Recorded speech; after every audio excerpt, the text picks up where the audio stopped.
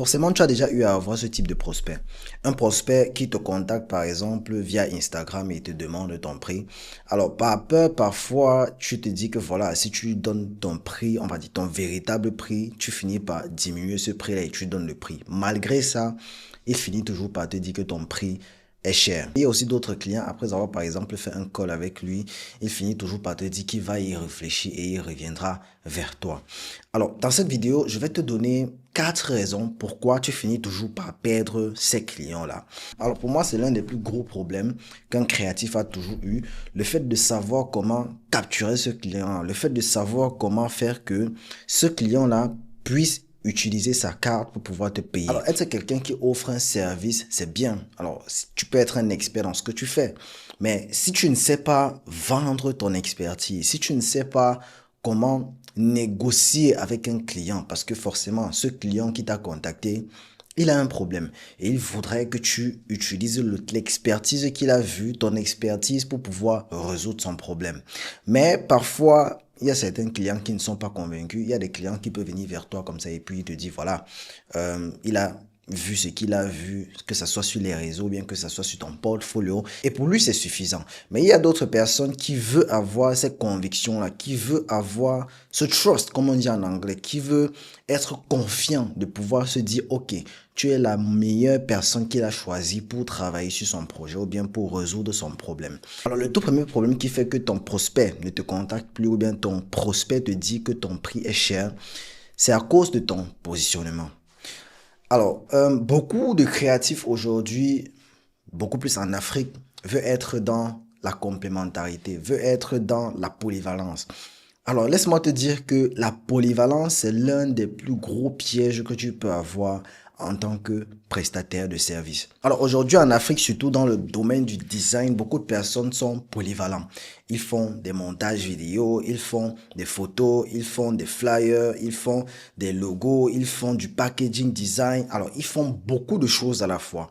Et c'est ça qui fait que beaucoup de clients ne parviennent pas à se positionner ou bien à se situer. Parce qu'ils se disent, forcément, tu as beaucoup de talent, tu es polyvalent, tu as beaucoup de compétences, mais tu n'es pas spécialisé dans un seul domaine. Et c'est ça qui est le véritable problème. Alors, le positionnement, c'est quoi? Si je dois expliquer en termes simples, c'est de pouvoir choisir un domaine spécifique où tu dois te concentrer et être le meilleur parmi les meilleurs. C'est-à-dire, tu dois tout faire pour être l'expert des experts. Aujourd'hui, il y a beaucoup de concurrence. Et forcément, tu vas encore te dire, ou bien tu as peur du fait que si tu te concentres dans un domaine, ça va faire que tu n'auras pas beaucoup de clients, mais tu auras très peu de clients. Alors, laisse-moi te dire que ce que tu penses là, c'est très, très, très faux. Je prends l'exemple sur moi, je suis un designer de logo, tu le sais déjà, et j'ai ouvert une agence de design. Le fait de parler de ce que je fais, le fait de montrer mon expertise dans ce domaine-là me permet d'avoir des clients qui me contactent dans ce domaine-là. Et ça fait que non seulement j'ai beaucoup de clients qui me contactent, mais j'ai des personnes qui veulent apprendre de moi à travers cela. Et ça, c'est quelque chose de fort. Tu n'aimerais pas qu'un client, quand il vient par exemple sur ton Instagram ou bien sur ton LinkedIn, il voit que lundi, tu as posté une vidéo que tu as éditée, mardi, il voit que tu as fait des photos shooting, mercredi, il voit que tu as créé des logos, jeudi, il voit que tu as créé des miniatures. Alors, tout cela finit par embrouiller ton prospect. Et c'est ça qui fait que beaucoup de prospects ne parviennent pas à pouvoir te contacter. Et même quand un prospect te contacte et à la fin, tu lui donnes ton prix, il te dit que c'est cher. Ce qui nous amène au deuxième problème, qui est ton client idéal. C'est ça le plus gros problème. Alors, c'est l'un des plus gros problèmes qu'un designer ou bien une personne créative peut avoir. Normalement, ça devait être même le premier problème.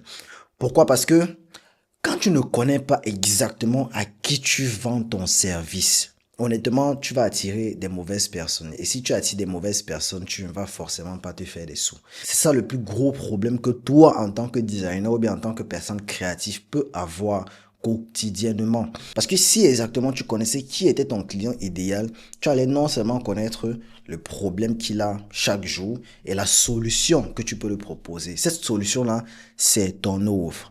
Tu dois savoir exactement comment ton offre peut attirer ton client idéal. Alors, le client idéal, c'est quoi? C'est une personne normale. Tu peux choisir une personne dans ton entourage ou bien un client avec qui tu as déjà eu à travailler, tu lui donnes un nom. Alors forcément, il a un problème quotidien qui est lié à ton domaine. Et s'il a ce problème-là, tu relis ce problème-là à ton offre et tu fais quelque chose de spécifique avec. Et laisse-moi te dire que ça, c'est l'un des plus gros problèmes que toi, tu as en tant que prestataire de service.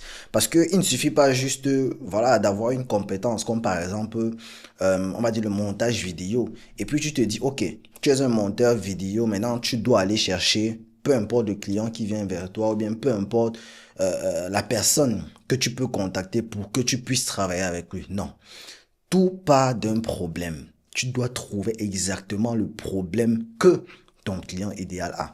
Et quand tu auras trouvé ce problème, tu vas parler à ta cible. Tu sauras comment parler à ton client idéal. Pourquoi? Parce que tu es l'expert dans ton domaine. Donc, si tu connais ce problème-là, en étant expert dans ton domaine, tu vas pouvoir savoir quoi dire à ton client. Et c'est exactement ça. Alors, tu peux avoir ton client idéal. Tu peux connaître le problème qu'il a. Mais si tu ne parviens pas à joindre ces deux-là, c'est-à-dire créer une offre qui va permettre à ton client de pouvoir s'identifier par rapport au problème qu'il a, il ne te contactera jamais. Il faut que tu puisses travailler sur ton offre. Plus tu es spécifique dans ton offre, plus tu vas pouvoir attirer ce client-là. Alors, tu vas devenir comme un aimant et tu n'auras vraiment plus besoin d'aller vers ce client-là ou bien de te casser la tête à écrire à peut-être 20 clients ou 30 prospects juste parce que tu veux pouvoir travailler avec quelqu'un, juste parce que tu veux avoir de l'argent. Et laisse-moi te dire, l'argent, c'est un détail. Alors, beaucoup de personnes ont ce complexe-là ou ont ce tabou-là de pouvoir parler d'argent. Concentre-toi sur la problématique de ton client idéal. Plus tu es bon dans la problématique, plus tu parviens à trouver le problème idéal pour ce client-là, plus il y aura des personnes qui vont te contacter. C'est aussi simple que ça. Je prends l'exemple dans mon agence Logomine. Je me suis rendu compte, alors c'est pas la première fois que je le dis aujourd'hui. Aujourd'hui, nous sommes dans une génération où tout le monde veut aller vite. Tout le monde veut entreprendre. Tout le monde veut pouvoir avoir une boîte à lui. Et en tant qu'entrepreneur qui veut avoir sa start-up, tu ne peux pas par exemple aller vers des grosses agences de design pour avoir ton identité visuelle. Puis encore quand tu vas vers des freelanceurs, parce qu'aujourd'hui les freelanceurs sont très très chers, c'est difficile de trouver des très bons designers qui vont pouvoir te livrer ton identité visuelle à la hauteur d'une agence de design. Et c'est comme ça que Logomine est né. Je me suis concentré sur la problématique qui était quoi? Ils n'ont pas le temps. Il veut avoir quelque chose de très rapide et à très bas prix. Ça, c'est 3 gros problèmes sur lesquels je me suis concentré. Laisse-moi te dire que un client satisfait, c'est 4 clients rapportés. Donc, si tu te concentres aussi sur la qualité de ton service, tu te dis, tu fais tout et tout pour que le client avec qui tu travailles, même si ce ne serait-ce qu'un client, même si tu n'as qu'un client après 3 mois, si tu fais tout et tout pour que ce client-là soit satisfait à 100%, crois-moi, ce client va te rapporter beaucoup d'autres clients. Même pas seulement les clients, mais aussi par exemple les personnes, ou bien il peut t'apporter de l'opportunité, il peut t'ouvrir des portes. Pour ça qu'on peut avoir beaucoup de clients chez Logomine. Bon, c'est vrai, il y a d'autres stratégies qu'on emploie, mais la stratégie de base, c'est le prix, la qualité et la rapidité. Alors, si tu mets à chaque fois cela en tête, pour ton service, crois-moi, tu ne manqueras vraiment pas de clients. C'est un fait, c'est logique. Un autre problème qui t'empêche d'avoir des clients, c'est parce que tu te compares trop aux gens. Je m'explique. Alors, la plupart des designers ou bien des personnes créatives qui vivent en Afrique, forcément, si tu vis en Afrique, tu vas forcément voir ou bien tu vas forcément vouloir que tes prix soient équivalents au prix des personnes qui vivent ici en Occident. C'est la plus grosse erreur que tu peux faire en tant que prestataire de service. Je répète encore, c'est la plus grosse erreur que tu peux faire en tant que prestataire de service. Ici, je suis très sérieux.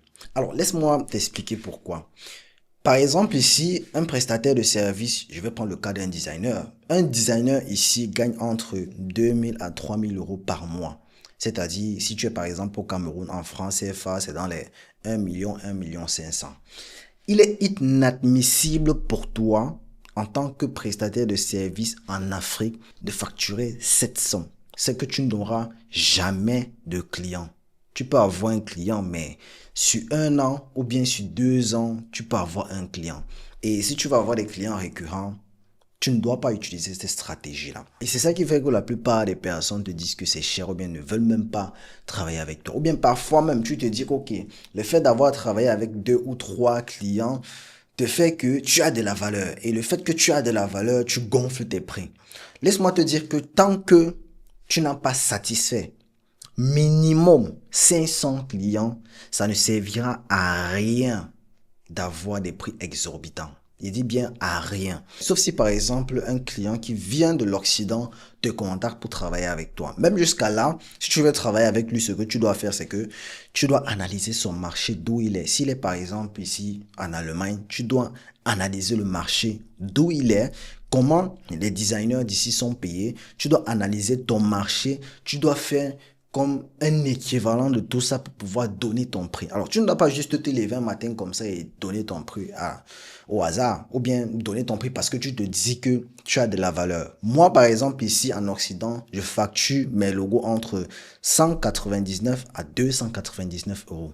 C'est très moins cher comparé à la moyenne ici en Occident. Mais avec les stratégies que nous avons mis en place, nous parvenons à faire que nos clients, qui sont déjà des clients qualifiés, dépensent plus de 500 euros, 1000 euros, parce qu'ils veulent avoir leur identité visuelle. C'est ça la stratégie que tu dois mettre derrière. Tu ne dois pas juste te dire qu'ok, pour une identité visuelle, c'est 1 million, ou bien c'est 700 000, ou bien même c'est 500 000 par exemple. Aucun client ne te contactera si tu es en Afrique. Aucun client. Tu dois te mettre en tête que le fait de te comparer aux autres ne va pas t'aider. Parce que ici, c'est une autre réalité. En Afrique, c'est une autre réalité. Donc, tu dois pouvoir t'accommoder avec ces deux réalités-là. Et si tu parviens à faire cela, crois-moi, tu vas pouvoir attirer des clients. Mais rappelle-toi que tu dois savoir à qui tu vends ton offre ou ton service.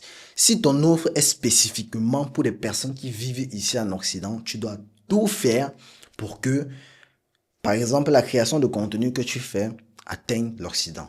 Tu dois te mettre sur les réseaux. Tu dois être présent partout. Tu dois non seulement saturer Internet, mais tu dois aussi exploser sur Internet. Et c'est ça qui te permet d'avoir des clients qualifiés. Voilà, tu as tout en grosso modo en général. Si tu veux en savoir plus, genre avoir plus de détails là-dessus, j'organise mon tout premier workshop le 1er août 2026. Dans ce workshop-là, je vais te donner exactement la stratégie de comment tu dois faire pour connaître ton client idéal. Parce que c'est la base. Si tu ne connais pas ton client idéal, tu ne sauras pas à qui tu dois vendre. Clique juste sur le premier lien en bas de la description. Réserve déjà ta place parce que, comme j'ai dit, les places, ils sont limités. J'espère que tu as aimé la vidéo. Si c'est le cas, tu sais quoi faire. N'hésite pas de partager, n'hésite pas de liker, n'hésite pas de me dire ce que tu en penses en commentaire. Prends ta place pour le workshop qui arrive et on se dit à la prochaine pour une nouvelle vidéo. C'était Alex. Ciao.